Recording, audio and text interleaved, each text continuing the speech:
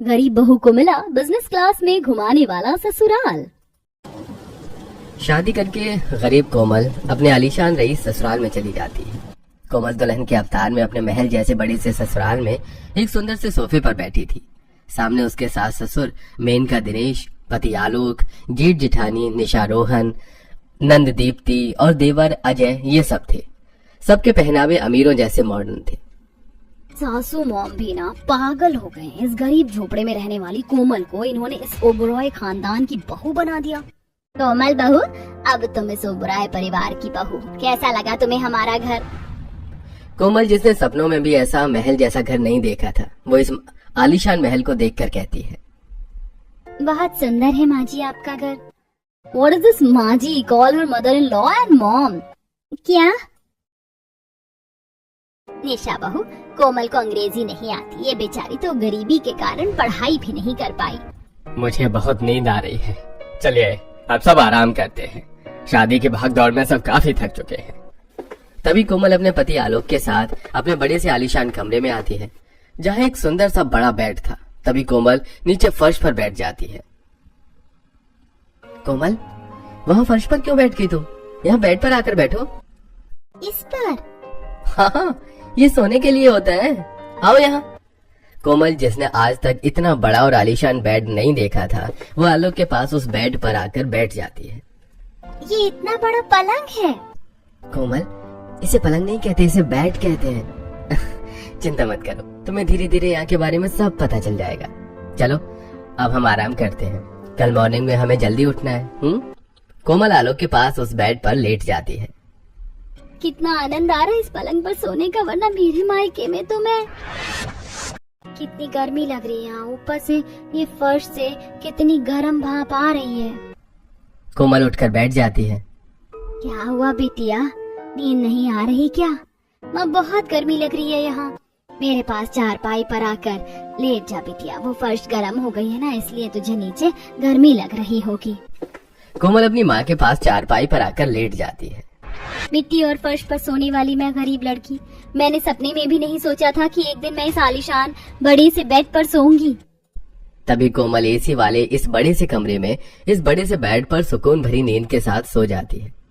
अब आप ये सोच रहे होंगे कि इतनी गरीब लड़की ये कोमल अचानक इतने बड़े परिवार की बहू कैसे बन गई, तो ये जानेंगे हम आराम से। अगले दिन सवेरे कोमल एक साधारण सी साड़ी पहने अपने कमरे में दीवान पर बैठी थी। ये कैसे कपड़े पहन लिए तुमने कोमल? इस घर में ऐसे कपड़े नहीं पहनते। तभी आलोक अलमारी से एक सुंदर सी डिजाइनर मॉडर्न साड़ी निकाल कर कोमल को देता है। आज से तुम यहाँ के ऐसे कपड़े पहनोगी। हाँ, अब ये साड़ी पहनकर जल्दी से नीचे आ जाओ।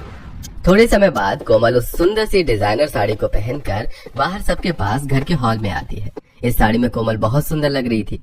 कोमल बहू, रात को ठीक से नींद तो आई थी ना तुम्हें? यहाँ इस महल में तो अंधे को भी सुकून भरी नींद आएगी। माँ जी, आपका बहुत बहुत धन्यवाद माँ जी कि मुझ गरीब को आपने अपनी बहू बनाया और मुझे ये ऐशो आराम भरा जीवन दिया। तुम्हारी किस्मत में इस घर की बहू बनना लिखा था कोमल बहू।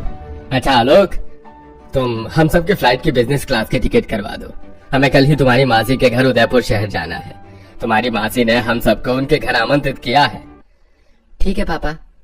कोमल बहू की भी टिकट करवा देना बेटा। व्हाट? हम इसे भी अपने साथ लेकर जाएंगे? हाँ, क्यों, तुम्हें कोई दिक्कत है इस बात से? नहीं, दिक्कत तो नहीं है। मुझे नहीं लगता है कि कोमल भाभी कभी फ्लाइट में बैठी होंगी। फ्लाइट क्या होता है? ये देखो, इसे तो फ्लाइट के बारे में भी नहीं पता है। कोमल, हवाई जहाज होता है ना जो आसमान में उड़ता है, उसे फ्लाइट कहते हैं। हवाई जहाज, वो जो आसमान में उड़ता है वो? हाँ बहू, हम सब उसी में बैठकर उदयपुर शहर जाएंगे। क्या? हम उस हवाई जहाज में जाएंगे? पर वो कितना छोटा होता है, हम कैसे उसमें बैठ पाएंगे? अरे डफर, फ्लाइट ना बहुत बड़ी होती है। ये देखो, इस डफर को तो फ्लाइट के बारे में भी नहीं पता है। कोमल की जेठानी निशा कोमल का हर बात में अपमान करने में पीछे नहीं रहती। वो हर बात में कोमल की गरीबी, उसके भोलेपन का मजाक बनाती जा रही थी। तभी दो नौकर आकर सबको कॉफी नाश्ता देते हैं। इस घर के सारे काम नौकर चाकर करते हैं। अगले दिन पूरा परिवार एक बड़े से एयरपोर्ट के बाहर आता है। इतना बड़ा एयरपोर्ट, ऐसा तो मैंने फिल्मों में देखा है। मुझे तो विश्वास ही नहीं हो रहा कि मैं इतने बड़े इस एयरपोर्ट को साक्षात अपनी आंखों से देख रही हूँ। फ्लाइट का समय हो चुका है, चलिए। तभी सब एयरपोर्ट के अंदर आते हैं तो कोमल उस एयरपोर्ट को देखते ही, बाप रे, कितना बड़ा है एयरपोर्ट। क्या हुआ कोमल, पहली बार एयरपोर्ट देखकर सर चकरा रहा है क्या तुम्हारा? देखो, तुम्हारे ससुराल के राज में तुम्हें आज फ्लाइट में सफर करने का मौका मिल रहा है, वो भी बिजनेस क्लास में, वरना तुम तो कभी ट्रेन में भी नहीं बैठी होगी। अरे मैं तो आज तक बस में भी नहीं बैठी थी, और आज मैं हवाई जहाज में बैठने जा रही हूँ। आलोक जी, कहीं वो हवाई जहाज नीचे गिर गया तो हम सब तो मर जाएंगे ना। हवाई जहाज नहीं गिरता कोमल। नहीं, मुझे नहीं बैठना है हवाई जहाज में। अगर वो नीचे गिर गया तो हम सब ट्रेन से जाते हैं ना आलोक जी। ये देखो, ये फायदा होता है एक गरीब लड़की को इतने बड़े घर की बहू बनाने का। चुप रह निशा बहू। कोमल बहू, हवाई जहाज नहीं गिरते, अब चुपचाप चलो हमारे साथ। कोमल के लिए ये सब नया था। वो पहली बार एयरपोर्ट देख रही थी और पहली बार हवाई जहाज में बैठने जा रही थी। तभी सब एस्केलेटर चलने वाली सीढ़ियों के पास आते हैं। ये कैसी सीढ़ियाँ हैं? ये तो अपने आप चल रही हैं। डफर, इसे एस्केलेटर सीढ़ी कहते हैं, तुम्हें इतना भी नहीं पता? कोमल, इन सीढ़ियों पर चलने की जरूरत नहीं होती है, बस हमें खड़े रहना पड़ता है। ये अपने आप ही हमें ऊपर तक पहुंचा देती हैं। चलो हम सब चलते हैं।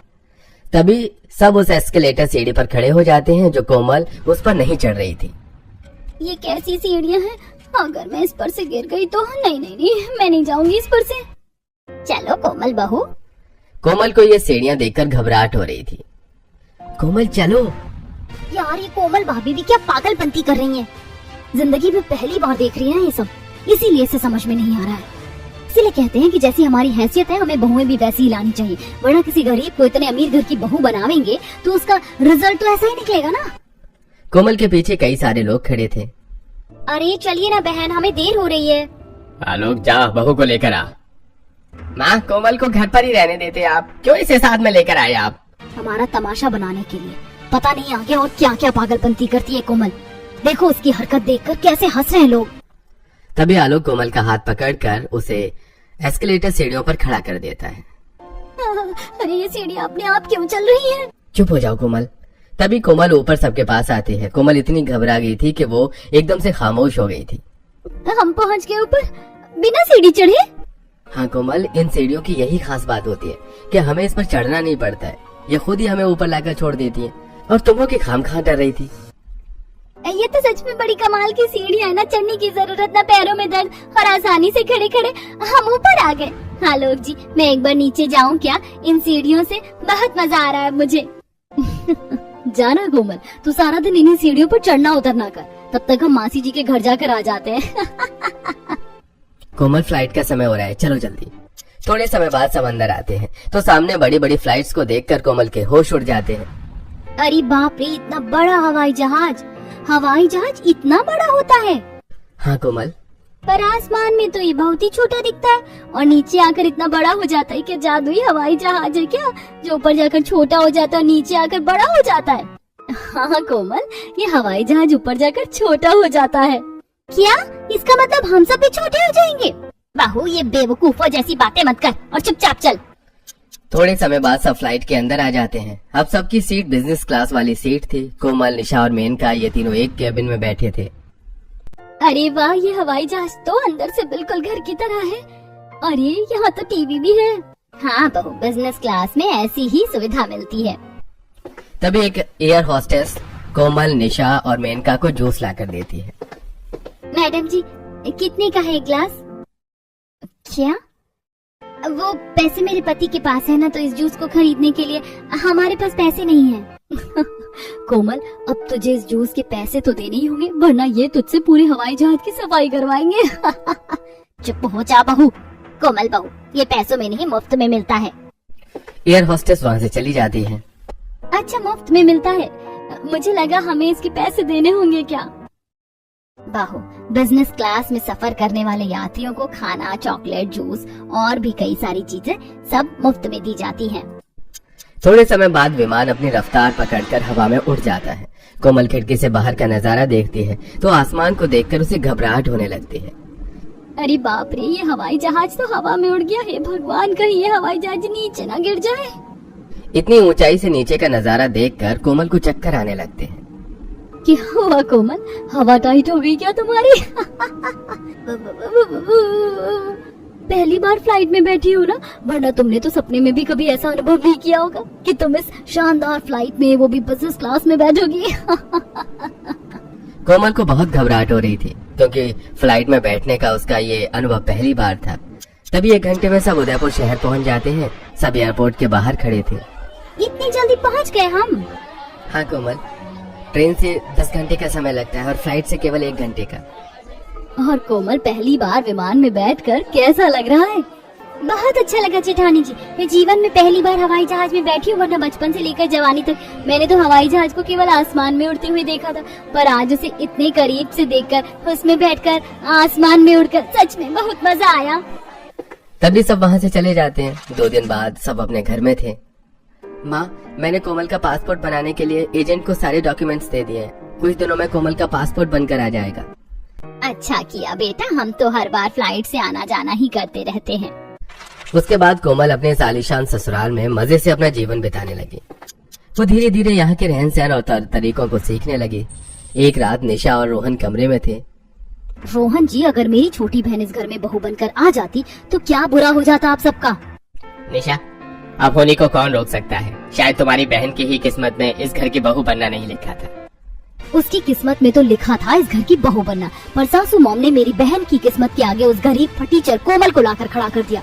पता नहीं क्या दिखा सासू मॉम को उस कोमल में ऐसा कि उन्होंने इस जाहिल गवार गरीब कोमल को इस घर की बहू बना दिया। अरे जिसकी औकात ऑटो रिक्शा में सफर करने की नहीं है, आज वो फ्लाइट में बिजनेस क्लास में सफर कर रही है। अब जाने दो ना निशा, जो हो गया सो हो गया।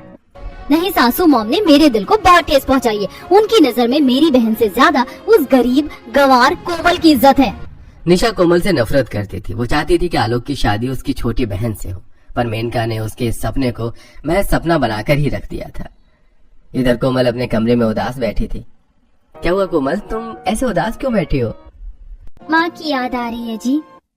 तुम दुखी मत हो, हम सब है ना तुम्हारे साथ। भगवान जी कुछ लोगों को इतना गरीब क्यों रखते हैं जी?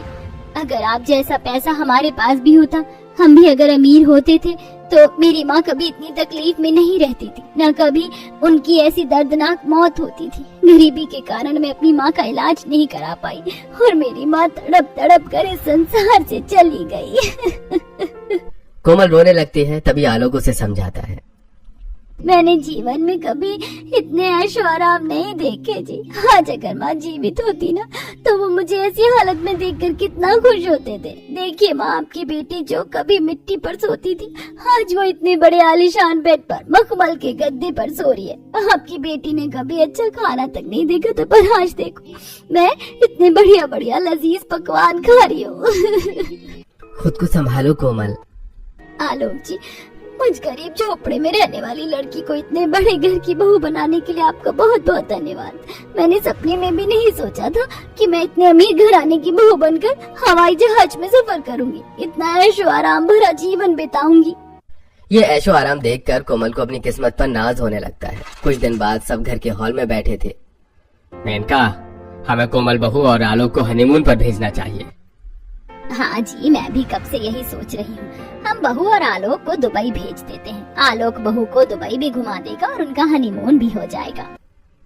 माँ, हम सब साथ चलते हैं ना, सब साथ में घूमने जाएंगे तो अच्छा रहेगा। नहीं बेटा, इस बार बहू और तुम ही जाओ। हम इस बार सब बाद में सिंगापुर घूमने जाएंगे। कुछ दिन बाद आलोक और कोमल अपना हनीमून मनाने दुबई के लिए निकल जाते हैं। कोमल और आलोक फ्लाइट में बिजनेस क्लास सीट पर अपनी केबिन में बैठे थे। फ्लाइट आसमान में उड़ रही थी। तभी कोमल खिड़की के बाहर बादलों को देखती है। कितनी खुश नसीब हूँ मैं, जिस लड़की ने आज तक हवाई जहाज को देखा भी नहीं था, आज वो हवाई जहाज में इतनी शानदार सीट पर बैठकर सफर कर रही है। माँ, बाबा को क्या हुआ था? वो क्यों हमें छोड़कर चले गए? माँ, बेटा, तेरे बाबा को एक बहुत ही खतरनाक बीमारी हो गई थी। तेरे बाबा एक कारखाने में मजदूरी करते थे। सब उन्हें कहते थे कि वो बहुत खतरनाक कारखाना है, वहाँ केमिकल बनता है जो खतरनाक जानलेवा था, पर तेरे बाबा किसी की नहीं सुनते थे और एक दिन फिर उन्हें अचानक उस खतरनाक केमिकल के कारण बीमारी हो गई और वो घर में चारपाई का सहारा बनकर तड़प तड़प कर मर गए।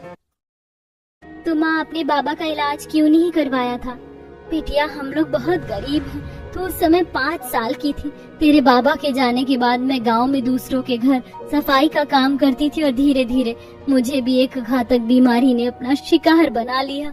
माँ आप दुखी मत होइए, मैं आपका इलाज करवाऊंगी माँ। तभी आसमान में उड़ते हुए एक विमान की आवाज आती है। कोमल जब ऊपर देखती है तो ऊपर आसमान में ऊंचाई पर एक हवाई जहाज उड़ रहा था। अरे माँ देखिए हवाई जहाज कहाँ है, मुझे तो दिखाई नहीं दे रहा। अरे वहाँ ऊपर आसमान में देखिए ना माँ, देखिए वो बादलों में उड़ रहा है। दामिनी की आंखों की नजर कमजोर थी। बेटा मेरी नजर तो बहुत कमजोर है, मुझे दिखाई नहीं दे रहा हवाई जहाज। आप चिंता मत कीजिए माँ, जब मैं भी काम करके पैसे कमाने लगूंगी ना तो मैं आपको हवाई जहाज में सफर करवाऊंगी। अपने बीते जीवन को याद करके कोमल की आंखों में आंसू आ जाते हैं। क्या हुआ कोमल, तुम रो क्यों रही हो?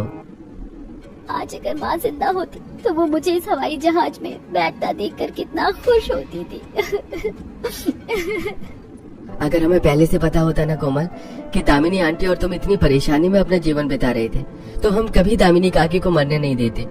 हम दामिनी काकी का बड़े से बड़े हॉस्पिटल में इलाज करवाते और कैसे भी करके उनकी जान बचा लेते। कुछ नहीं, बस ऐसे माँ की याद आ गई थी। वो तो अच्छा हुआ कि उस दिन हम तुम्हारे घर आ गए। अगर हम उस वक्त तुम्हारे घर न आते तो शायद हमारी शादी कभी न होती और ना हम तुम्हें इतना ऐशो आराम कभी दे पाते। मेरी खातिर माँ की जान गई थी जी। माँ मेरे लिए रात दिन बीमारी में भी काम करके पैसे कमाती थी ताकि मैं सुकून से अपना जीवन बिता सकूं। माँ हम उस गांव में क्यों जा रहे हैं? बेटा वहाँ मेरी एक बचपन की सहेली दामिनी रहती है। उसने बचपन में मेरी बहुत हेल्प की थी। मुझे पता चला है कि वो अब उस गांव में रहती है, इसलिए हम उससे मिलने जा रहे हैं। सालों से मैं उससे मिल नहीं पाई। थोड़े समय बाद आलोक मेनका एक छोटे से झोपड़े घर में आते हैं जहाँ चारपाई पर दामिनी जिंदा लाश की तरह पड़ी थी और उसकी बेटी कोमल उसके पास बैठी थी। दामिनी ये क्या हो गया तुझे? दामिनी मेनका की बचपन की सहेली थी। तभी कोमल अपनी माँ की बीमारी और अपनी सारी गरीबी के बारे में मेनका को बताती है। मेरी बच्ची को अपना ले मेनका, मेरे सिवाय इसका कोई नहीं है।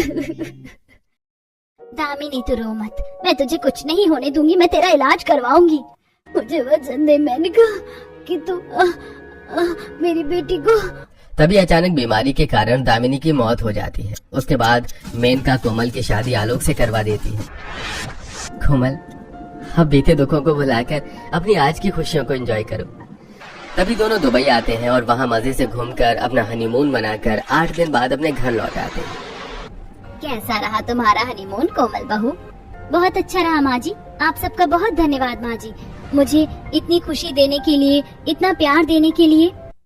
एक गरीब लड़की जिसने सपने में भी इतने ऐशो आराम भरे जीवन को नहीं देखा था, आज वो इन सारे ऐशो आराम भरे जीवन को अपनी आंखों के सामने हकीकत होता देख रही थी। उसके बाद कोमल अपने समीर ससुराल में हर दिन एक नई खुशी के साथ अपना जीवन बिताने लगी और हर बार वो अपने ससुराल वालों के साथ फ्लाइट में बिजनेस क्लास में सफर करके अपने हर सपनों को खुलकर जीने लगी और धीरे धीरे वो अपनी अच्छाई से अपनी जेठानी और सबका दिल जीत कर खुशी खुशी अपना जीवन बिताने लगती है।